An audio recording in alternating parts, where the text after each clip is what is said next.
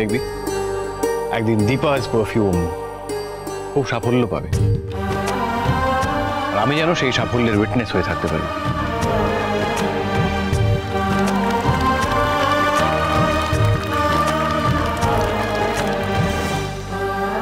আর তোমার এই উইশ একদিন ঠিক সত্যি হবে। দীপার ওপরে সেই ভরসা আমার আছে। আমারও।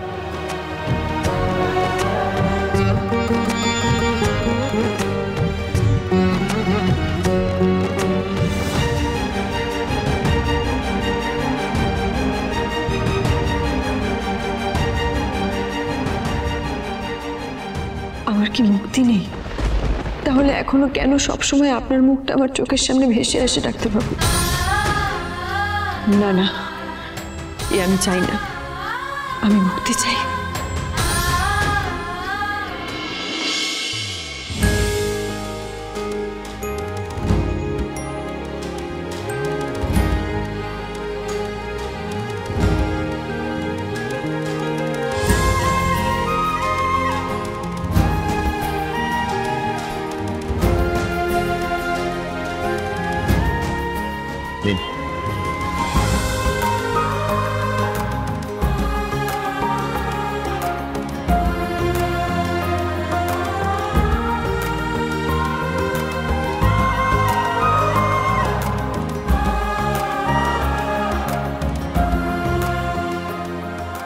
সরি ইরা।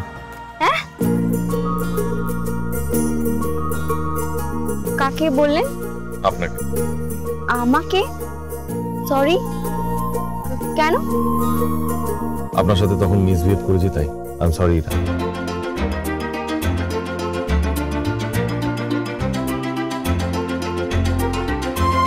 It's okay.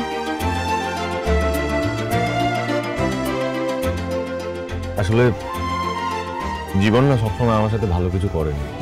লাইফে অনেক আপস অ্যান্ড ডাউনস দেখেছি, খারাপ সময়ের সাথে লড়াই করেছি। তবে অতটাও খারাপ মানুষ আমি নই যতটা আপনি হয়তো আমাকে ভাবেন।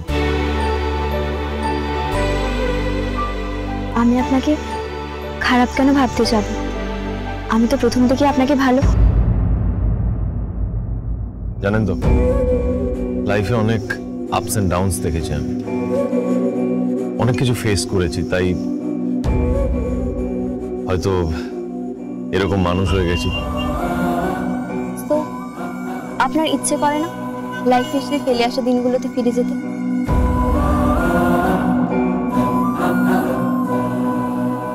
আই মিন টু সে, আপনার বাড়ির লোকেদের কাছে, আপনার ফ্যামিলির কাছে আই এম প্রিটি শিওর ওরাও আপনাকে খুব মিস করে। না, একা থাকতে চাই আমি, সবার থেকে আলাদা, বাঁচবো নিজের জন্য। একটা ভালো মানুষ, সম্পূর্ণ অন্য একজন মানুষ আমি বাঁচতে চাই। আচ্ছা, আপনি এবার কি চোখটা বন্ধ করুন তো? মানেটা পরে বুঝবেন, এখন চোখটা বন্ধ করুন। কেমন কেমন চোখটা বন্ধ করুন তাড়াতাড়ি। না, আমি এখন হঠাৎ করে চোখটা বন্ধ করুনই না। হ্যাঁ, এরপর এবার বলুন তো, আপনি যাকে সবচেয়ে বেশি ঘৃণা করেন বা ভালোবাসেন তো দেখতে পাচ্ছেন?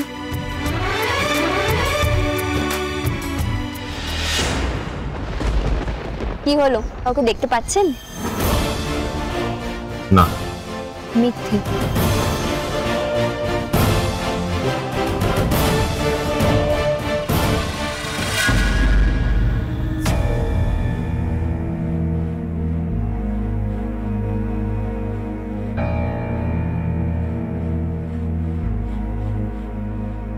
দীপা ওভাবে বেরিয়ে গেল কেন?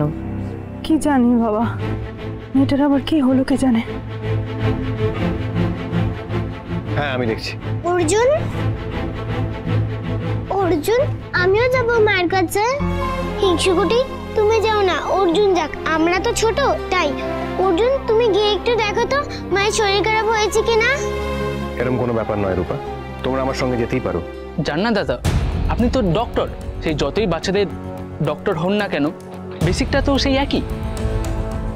তাই বৌদিদির কিছু হলে আপনি ভালোভাবে সামলে নিতে পারবেন। ভিক্টর, তোমার কনসার্ন না দেখালেও চলবে। আর তুমি যে দীপাকে নিয়ে চিন্তিত সেটা তোমায় দেখে একটুও মনে হচ্ছে না। শুধু শুধু কথায় কথা বাড়ছে। অর্জুন, তুমি প্লিজ যাও, দেখো দীপার কি হয়েছে। রূপা দিদিভাই তো ঠিকই বলেছে, তোমার গিয়ে একবার দেখা উচিত। কিন্তু আপনারা এখানে? আমরা তো এখানেই আছি।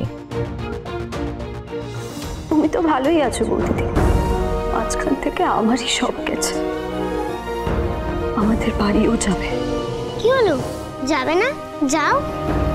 হ্যাঁ বাবা।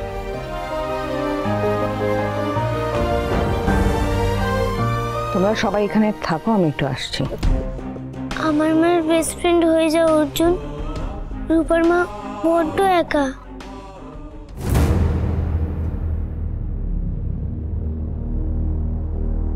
দীপা গেল কোথায়? ঘরেও তো।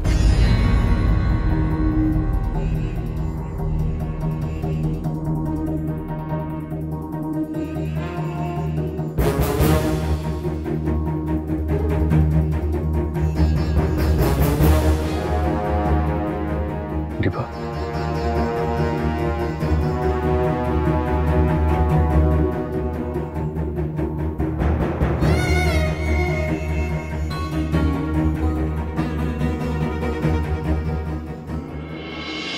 আমাকে কিচ্ছু বলতে হবে না, সত্যিটা নিজের কাছেই বলুন। কফিটা ঠান্ডা হয়ে যাচ্ছে, নিন খেয়ে নিন। দেখুন, আমি আপনাকে কয়েকটা কথা বলতে চাই। হ্যাঁ বলুন না, আমি তো চাই সারা দিন আপনার কথা শুনতে, পারলে 24 ঘন্টাই শুনতে। আমি চাই আপনি এখানে এভাবে আর থাকবেন না। কেন? ভ্যালেন্টাইন্স ডে উইশ করেছি বলে? নাকি আমি মেয়ে বলি? নাকি? দেখুন মীরা, আপনার বয়সটা এখন অনেকটা কম, এখন অতটা ম্যাচিউর আপনি হন। আপনি এরকম অনেক প্রশ্ন আমায় করেছেন যেগুলোর উত্তর হয়তো আমার কাছে নেই, আমি দিতে পারবো না। কিন্তু আমি এখন কি বলবেন? প্লিজ, আপনি কি বুঝেছেন, কি ভেবেছেন আমি জানতে চাই। তুমি হয়তো নিজের মতো করে কিছু কনক্লুড করে নিয়েছো, তাতে আমার কোনো আপত্তি নেই। আফটার অল একটা রিকোয়েস্ট করবো। রিকোয়েস্ট? এখানে আমাদের দুজনের মধ্যে যে কোনো একজন থাকবে, অনলি ওয়ান পারসন। আপনি চাইলে এখানে থাকতেই পারেন, আমার তাতে কোনো আপত্তি নেই। কিন্তু আপনি যদি এখানে থাকেন তাহলে আমাকে এখান থেকে চলে যেতে হবে। যদিও আমার কোনো পিছুটান নেই, তবু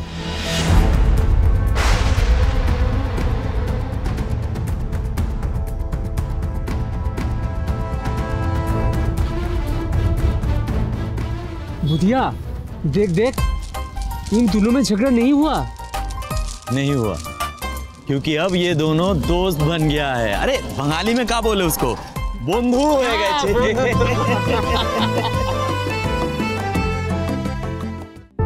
নে জল খা। তুমি কখন এলে? আমি তো বুঝতেই পারিনি। এই এলাম, ভাবলাম কাঁদলে যদি একটু মন হালকা হয় তাহলে কাঁদ, বিরক্ত করতে চাইনি। চোখের জলের সাথে যদি দুঃখ কষ্ট সব বেরিয়ে যায় তাহলে তো ভালোই। তবু একটা কথা বলছি, জোর করে মনের মধ্যে থেকে কাউকে বের করতে যাস না, যে আছে সে থাক। কেউ নেই আমার সামনে, অন্ধকার ছাড়া আর কিছু নেই।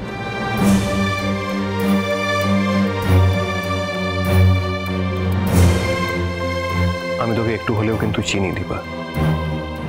তুই একটা মেয়ে, একটা রক্ত মাংসের মানুষ, অথচ বেশিরভাগ সময় তোকে থাকতে হয় একজন দেবীর মতো। সবার সব বিপদের সময় পাশে থাকা, দরকারের সময় ঠিক জায়গায় পৌঁছে যাওয়া ঠিক সময়ে।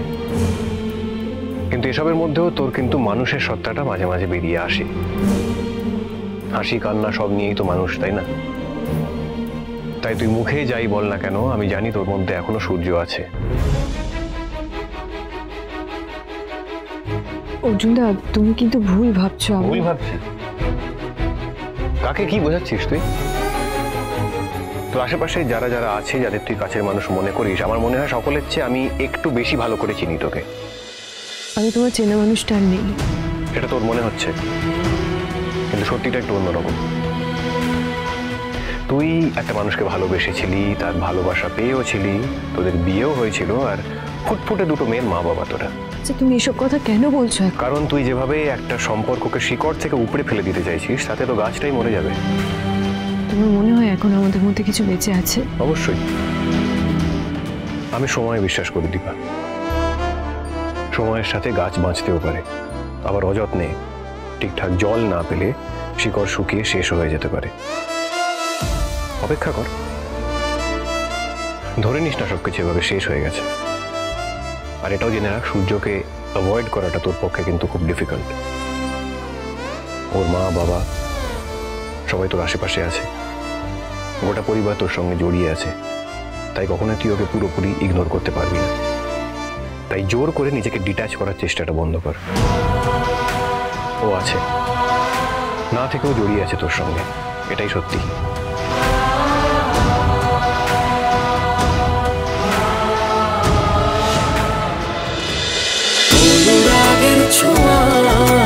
অনুরাগের ছোঁয়া